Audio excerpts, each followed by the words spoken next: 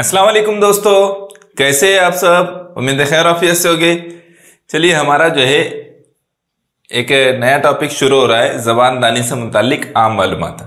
ज़बान दानी से मुतालिक आम मालूमात में क्या रहेगा, ये आपके जहन में सवाल आ रहा होगा। ज़बान दानी उर्दू से मुतालिक खास तौर से, ठीक है, उर्दू जो कुछ हम पढ़ते हैं तो उससे मुतालिक ये टॉपिक असल में बहुत वसी है, बड़ा है।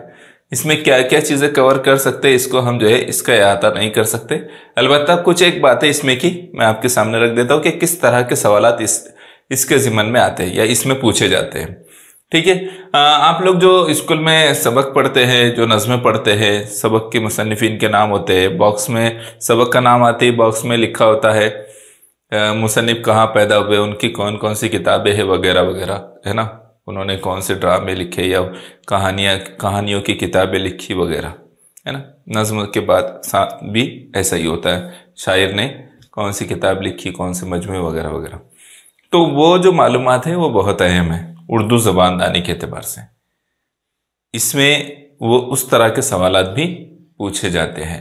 ठीक है, अलबत्ता कुछ और भी अहम बातें हैं जो यहाँ पर मैं आपको बताऊंगा कि इसमें कौन कौन से मतलब किस तरह के कौन कौन से सवालात तो नहीं बता सकते ना, वरना खुश हो जाएंगे, सर तो बता दे रहे पहले कौन से सवाल आने वाले। तो ऐसा नहीं है। किस तरह के सवाल आते हैं मैं उसमें से चंद एक सवाल बताता हूँ। ठीक है, यहाँ देखिए, एक सवाल मैंने लिखा हो, उर्दू इमला ये किताब किसने लिखी है। तो उर्दू, जो लोग उर्दू सीखते हैं उन लोगों को ये तो अच्छे से मालूम होता है कि उर्दू इमला जो है किताब किसकी लिखी है। तो उर्दू इमला जो किताब है, इस तरह के सवालात इसमें होते हैं। उर्दू इमला किताबों के नाम देगा, फिर मुसन्निफ का नाम पूछेगा, है ना, या फिर मुसन्निफ का नाम देकर 4 किताबें दे देगा ऑप्शन में, और उनमें से पूछेगा कि कौन सा जो है कौन सी किताब इस मुसन्निफ ने लिखी है। तो मुख्तलिफ सवालात भी हो सकते हैं। तखल्लुस भी हो सकता है कि एक तखल्लुस दे दिया जाए, किसका तखल्लुस है, या शायर का नाम दे दिया जाए और कहा जाए कि उनका दर्जे ज़ैल में से कौन सा तखल्लुस था। ठीक है, तो ऐसे हो सकता है, आपने वो बातें भी याद रखनी है। तो यहाँ उर्दू इमला जो है, उर्दू इमला किसकी किताब है, तो मैं डायरेक्टली नाम बता देता हूँ। इसमें आपको जो है ज़्यादा जो है मुझे पता है, इसमें आपको नहीं मालूम होगा, इसलिए मैं डायरेक्टली बताता हूँ। ये जो सैयद बदरुल हसन नाम है ना, तो सैयद बदरुल हसन ने जो है सीहत अल्फाज किताब लिखी है। कौन सी लिखी है? सीहत अल्फाज। मैंने अपने एक वीडियो में आपको उसके बारे में बताया भी था। रशीद हसन खान ने जो है ये उर्दू इमला किताब लिखी। रशीद हसन खान ने किताब लिखी है। ये कौमी कौंसिल बराए फ़रोग़ उर्दू ज़बान से ये किताब शाये भी हुई है। डॉक्टर ख्वाजा मोहम्मद इकरामुद्दीन ने इस पर उन्होंने उन्होंने सैयद बदरुल हसन साहब की किताब पर जो है पेश लफ्ज़ लिखा है। और इक़्तिदार हुसैन साहब कौन है, तो उर्दू सरफ़ नहू के नाम से इन्होंने किताब लिखी है। इक़्तिदार हुसैन साहब ने उर्दू सरफ़ नहू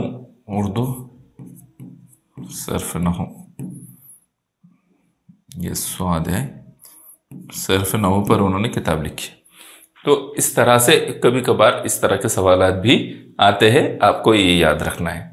अब जाहिर सी बात है, आप इसमें की बहुत ज़्यादा चीज़ें सीखने की कोशिश में मत जाइए अभी, आपके जो सिलेबस में है, और उसके अलावा में कुछ एक बातें आपके टीचर जो आपको बताएंगे, कुछ एक बातें मैं बता रहा हूँ, इतनी बातों पर फोकस कीजिए और बाकी अपना जो सिलेबस है उस पर ज़्यादा तवज्जो दीजिए। ठीक है, चलिए, और भी कुछ तरह के सवाल आते हैं, मैं आगे बढ़ता हूँ। यहाँ देखिए, आलमी यौम उर्दू कब मनाया जाता है। तो कब मनाया जाता है आलमी यौम उर्दू, ये तो आपको मालूम होना चाहिए कब मनाया जाता है। अभी कुछ दिनों पहले जो है काफ़ी सोशल मीडिया पर उसके धूम थी। शायद आपकी स्कूल में मनाया गया था, तो आपको दिन याद होगा। सर छुट्टियाँ चल रही थी उस दिन। हाँ, सही कह रहे आप, छुट्टियाँ थी, वरना मनाया जाता था। तो ये जो है कब मनाया जाता है, इसमें तो वो तारीख ही नहीं दिख रही है ना। हाँ, 11 नवंबर को मनाया जाता है। कितनी तारीख को मनाया जाता है? 11 नवंबर को। 1 मिनट क्लियर करेंगे। हाँ, यहाँ देखो, उसमें वो ऑप्शन ही नहीं था, इसलिए उसको हमने करेक्ट किया। अभी ये जो है आलमी यौम उर्दू कब मनाया जाता है, तो मनाया जाता है 9 नवंबर को। ज़्यादातर लोग इसमें इन 2 ऑप्शन में कंफ्यूज हो सकते हैं। क्यों? क्योंकि 11 नवंबर को मौलाना अबुल कलाम आज़ाद मौलाना अबुल कलाम आज़ाद की यौम पैदाइश की मुनासिबत से यौम तालीम मनाया जाता है ना। क्या मनाया जाता है? यौम तालीम, एजुकेशन डे। और 9 नवंबर को अल्लामा इकबाल की यौम पैदाइश की मुनासिबत से क्या मनाया जाता है?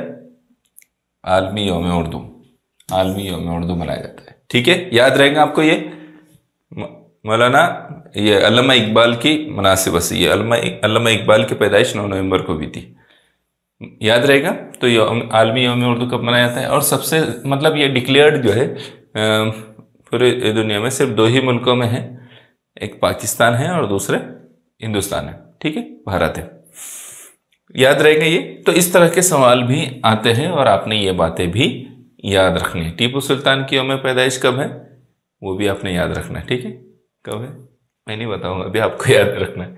हाँ, इस तरह के भी कुछ सवालात होते हैं, एक सैंपल के तौर पर मैं लिया, जैसे जर्दी माइल, तो सुर्खी माइल। ठीक है, जर्द से जर्दी माइल, तो सुर्ख से सुर्खी माइल। ठीक है, इस तरह के सवालात भी होते हैं। आम मीठा तो इमली कैसी? खट्टी, है ना। इमली कैसी होगी? तो खट्टी होगी। ठीक है, तो ये बहुत इजी लेवल के क्वेश्चन है, लेकिन इस तरह के भी होते हैं। तो सैंपल एग्जाम्पल के तौर पर मैं बता रहा हूं। बाबा उर्दू इस नाम से हम किस शख्सियत को जानते हैं? किसको जानते हैं? याद है आपको? मौलवी अब्दुल हक को। ठीक है, बाबा उर्दू जो है मौलवी अब्दुल हक है। मौलाना अल्ताफ हुसैन अली, मौलवी बाकिर हुसैन, मौलवी नज़ीर अहमद, तो इनके बारे में कुछ न कुछ बातें आपने मालूम कर लेना है। ठीक है, ये जो मशहूर नाम है उर्दू अदब के, गालिब हैं, है ना, अल्लामा इकबाल, मौलवी अब्दुल हक है। तो इन लोगों के बारे में कुछ ना कुछ बातें आपने सर्च करना है, मालूम करना है। ठीक है, चलिए, वो उसकी वजह से आपको ज़बानदानी में अगर कोई सवाल आता भी है तो आप अच्छे से कर सकते। तुम मुझे खून दो मैं तुम्हें आज़ादी दूंगा, ये नारा किसने लगाया था? तो ये सुभाष चंद्र बोस का नारा है। ठीक है, गुलामगिरी इस किताब के मुसन्निफ का नाम क्या है? मालूम है आपको? इस तरह के सवालात आते हैं, आप जस्ट एग्जाम्पल के तौर पर इसको याद रखिए। और ये किताब है महात्मा फूले की। किसकी है?